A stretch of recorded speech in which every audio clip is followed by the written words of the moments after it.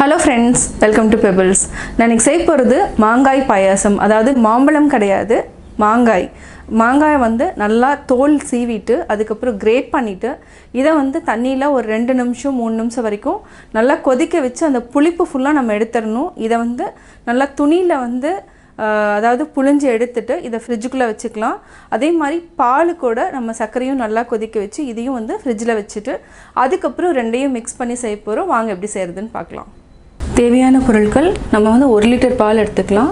இதை வந்து நல்லா காய்ச்சி வச்சுருக்கிறேன். 1 லிட்டர் பால் வந்து 750 ml அளவுக்கு 250 ml குறையணும். இன்னும் கொஞ்சம் திக்காக காய்ச்சிக்கலாம்.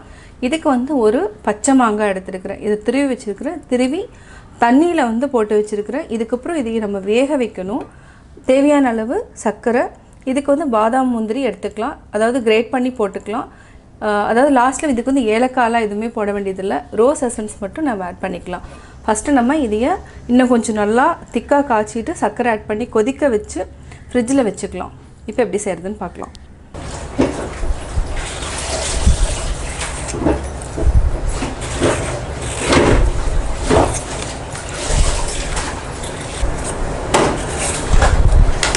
தோல் எல்லாத்தையுமே நம்ம எடுத்துட்டோம்.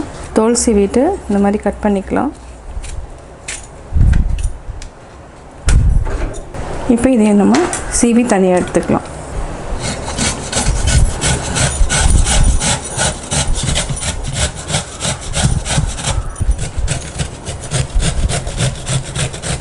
மாங்காயை திருவிட்டோம். இதை வந்து நம்ம தண்ணி நல்லா கொதிக்க வச்சுட்டு வடிகட்டி தனியாக எடுத்து வச்சுக்கலாம். அதாவது இதனுடைய புளிப்புத்தன்மையெல்லாம் எடுத்ததுக்கப்புறம் நம்ம பால் கூட மிக்ஸ் பண்ணிக்கலாம்.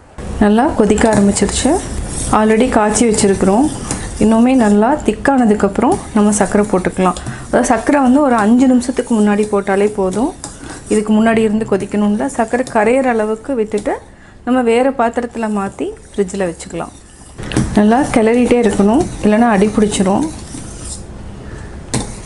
இது மினிமம் வந்து ஒரு 20 மினிட்ஸ் அளவுக்கு நம்ம சிம்மில் வச்சுட்டு காய்ச்சிக்கிட்டே இருக்கணும். அப்போ தான் வந்து பால் வந்து நல்லா திக்காகும். இந்த டைமில் நம்ம பாதாமும் முந்திரியும் இப்போ கொஞ்சமாக ஆட் பண்ணிக்கலாம். லாஸ்ட்டில் வந்து கொஞ்சம் ஆட் பண்ணிக்கலாம். இது ரெண்டையும் பால்லையே கொதிக்க வச்சோன்னா அந்த டேஸ்ட் வந்து நல்லாயிருக்கும்.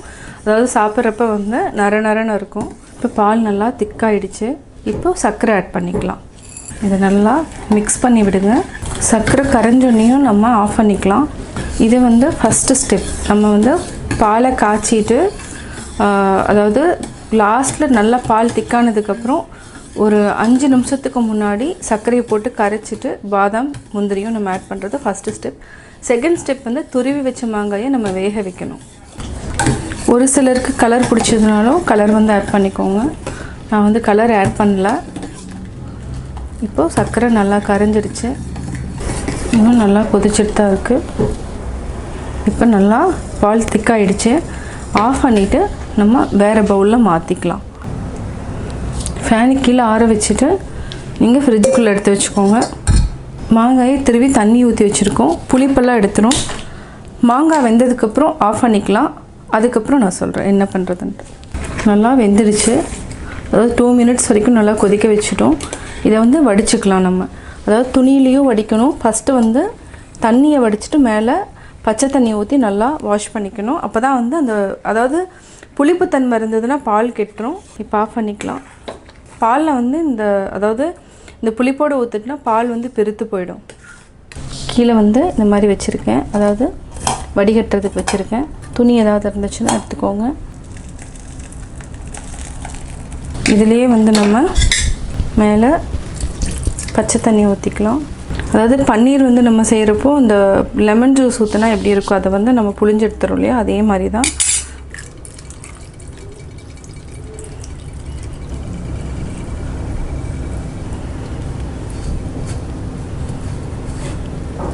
தண்ணி நிறையா ஆயிடுச்சு. இதை வந்து நம்ம கீழே ஊற்றிக்கலாம். ஒரு சிலர் வந்து இதுலேயே மாங்காய் ரசம் கூட பண்ணுவாங்க, அது மாதிரியும் பண்ணலாம். இந்த தண்ணி வேண்டாம். நல்லா இந்த மாதிரி புளிஞ்சு எடுத்துக்கணும். இப்போ ஆல்மோஸ்ட்டு தண்ணி ஃபுல்லாகவே வந்துடுச்சு. இது நல்லா தண்ணியை வடிச்சிட்டு ஒரு 2 மினிட்ஸ் வந்து அப்படியே வச்சுக்கலாம். இப்போ பார்த்திங்கன்னா தெரியும், இந்த மாதிரி இருக்கணும். பாலையும் மாங்காயும் ஃப்ரிட்ஜில் வச்சுட்டு மிக்ஸ் பண்ணிக்கணும்.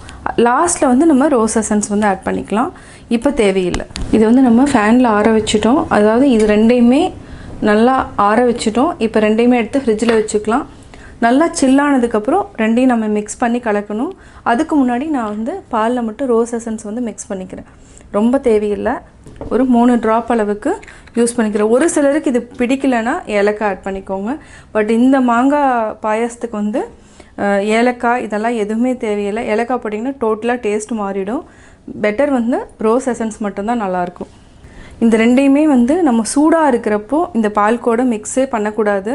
அது வந்து எப்போவுமே வந்து ஞாபகம் வச்சுக்கோங்க. ரெண்டுமே நல்லா சில்லுன்னு ஆனதுக்கப்புறம் மிக்ஸ் பண்ணினா அந்த பால் வந்து பிரித்து போகாது. நான் ஃப்ரிட்ஜில் வச்சு 1.5 மணி நேரம் ஆயிருக்கு.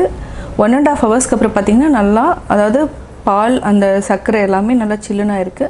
அதே மாதிரி மாங்காய் அதை நம்ம துருவி வேக வச்சதும் நல்லா சில்லுன்னு இருக்குது. இப்போது இது ரெண்டையுமே மிக்ஸ் பண்ணிக்கலாம். நம்ம ஃபஸ்ட்டே சூடாக இருக்கிறப்ப போடக்கூடாது. இது வந்து நல்லா ரெண்டுமே சில்லுன்னு இருந்து போட்டால் தான் பால் வந்து பிரித்து போகாது. இதை நல்லா மிக்ஸ் பண்ணி விடுங்க. கட்டியாக இருந்துச்சுன்னா நல்லா எடுத்து விட்டுருங்க. இப்போ ரெடி ஆகிடும். ரோஸ் எசன்ஸ் ஆல்ரெடி நம்ம மிக்ஸ் பண்ணிட்டோம். இதுக்கு வந்து என்னென்னா ஏலக்காய் எதுவுமே போட வேண்டியதில்லை. மேலே நம்ம பாதாம் மட்டும் கொஞ்சம் ஆட் பண்ணிக்கலாம். சுவையான மாங்காய் பாயாசம் ரெடி. மாங்காய் பாயாசம் எப்படி செஞ்சுங்கிறத பார்த்தீங்க. கட்டாயம் உங்களுக்கு இந்த வீடியோ பிடிச்சிருக்கும். இது வந்து என்னென்னா நார்த் இந்தியாவில் வந்து, அதாவது கல்கத்தாவில் வந்து ரொம்ப ஃபேமஸ் இந்த டிஷ்ஷு. இது வந்து இந்த சீசன் டைமில் வந்து இது அடிக்கடி செய்வாங்க. இந்த வீடியோ பிடிச்சதுன்னா லைக் பண்ணுங்கள், ஷேர் பண்ணுங்கள், கமெண்ட் பண்ணுங்கள். மறக்காமல் எங்கள் சேனலை சப்ஸ்கிரைப் பண்ணுங்கள்.